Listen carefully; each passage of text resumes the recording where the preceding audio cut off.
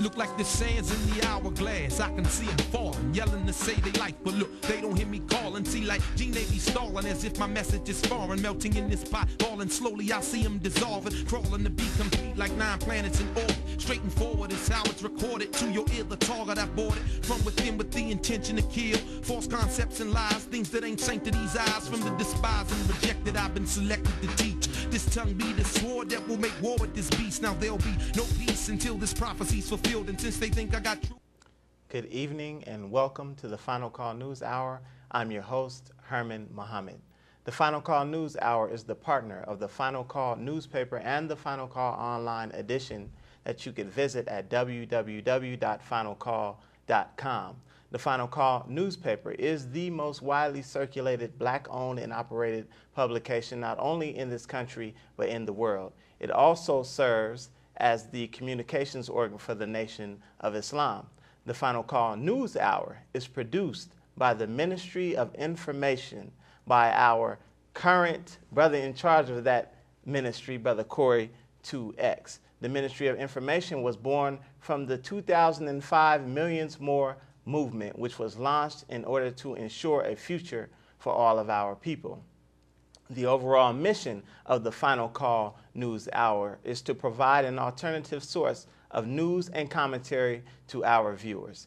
This is needed because although it is said we live in a free society with freedom of press, all of America's major media, both print and electronic, are owned by 5 major corporations, which amounts to a monopoly on information. So programs like the Final Call News Hour are vitally important. Now, this evening, we are coming out of volume 27, number 33, which reads, Urban Terrorist, Philadelphia Police Beating Captured on Video. A very power-packed edition of the Final Call newspaper, and I encourage all of you to pick it up. Now, our guest this evening is a brother who I've known for quite some time, came up in the ranks of Islam right here in Denver, Colorado. He recently, or not recently, but moved to North Carolina a couple years ago, and we're just glad to welcome brother back to the city. Brother Chris 2X, welcome to the program, brother. Thank you, sir. Glad to be here. Yes, sir. Now, Brother Chris, before we get started, why don't you just tell the viewers a little bit about yourself and what brings you back to the city? Well, my name is Brother Chris Muhammad, born and raised in Denver, Colorado. I went back to I went to North Carolina, where my family is originally from. And as you know, Nation of Islam is located in almost every major city in America. There's a group of Nation of Islam there working hard. So I was very fortunate and blessed to make my way to Raleigh, North Carolina to help in whatever capacity that I could out there. And, you know, I'm just back visiting, you know, see how things are here with the brothers. Sir. You know, praise be to Allah. Praise be to Allah, man. Well, it's a pleasure to have you, brother. Thank you, sir. Now, we're going to jump right in. The first article that we're dealing with appears on page 3 of this edition of the Final Call newspaper, and it reads, Neighborhoods under siege. Many fear militarization of police is a sign of problems to come. And it's written by our brother who writes out of Chicago, Brother Herman Muhammad, and Brother Saeed Shabazz, who writes from the East Coast. And it's dealing mainly with, not mainly with, but in part with the beating, the police brutality beating that was caught on video just a few days ago. So I'm going to just start out reading, and then we'll go right into it, Brother Chris. Yes, sir. So State Representative Ronald G. Waters of Philadelphia was disturbed by vivid video images captured by the City Fox television news affiliate. A swarming pack of white officers descended upon 3 black men, yanked them from a vehicle, and kicked and beat them with fists and nightsticks for minutes without any apparent resistance from the suspects. Man. Now, I mean, this is once again, you know, we're seeing these things happen with this police brutality again and again. The last few issues of the Final Call, including this one. We have some coverage of the Sean Bell case, which, you know, brother was shot. They shot into his vehicle with him and his two friends over 50 times. Now, noticing that this is recurring in the news over and over and over again, do you think that brutality against blacks is partial to police culture? Is that something that they just do? Well, you know, this is an ongoing thing in America that we as black people have been faced with since our fathers stepped the sole of their feet on this land. Right. You know, and we are taught by the Most Honorable Elijah Muhammad that we are, you know, we in the end of times. Mm-hmm. We in the end of the rule of those who have been ruling this world for the last 6,000 years. And they know that a child is to be born who is destined to rule the world with a rod of iron. Mm.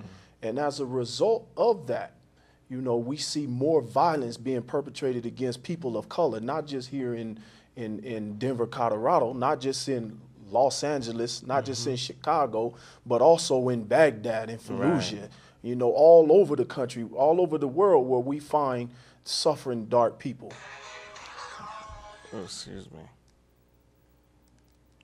That's my bad. That's a first. Yes, sir. Go ahead, I'm sorry.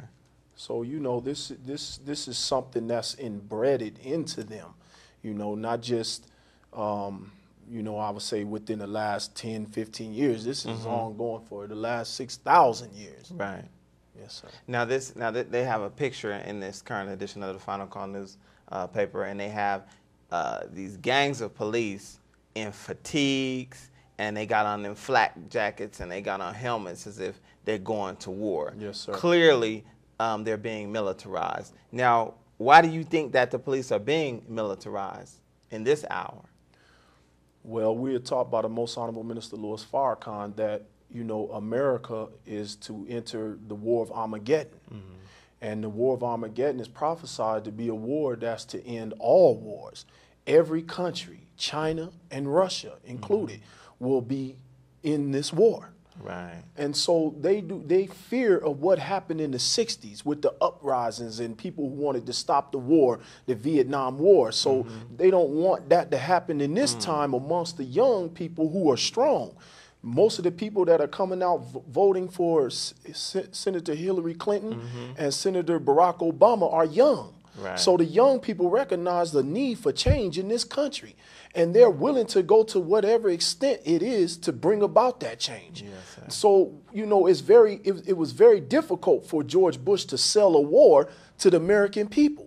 It was very difficult for them to sell the Iraq war to the American people. Were it not for the tragedy of 9/11, then, you know, I don't believe he would have got the American people behind him.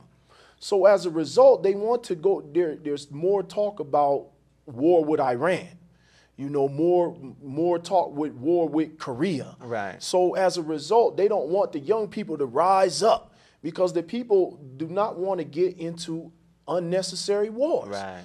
Taking the lives of our young people, taking the lives of innocent people wherever they are sent.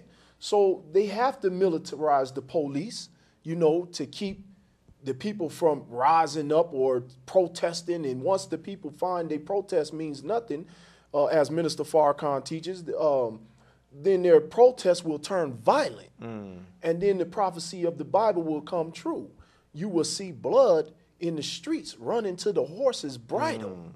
So, yes, they are attempting to defeat prophecy. Right. Yes, sir.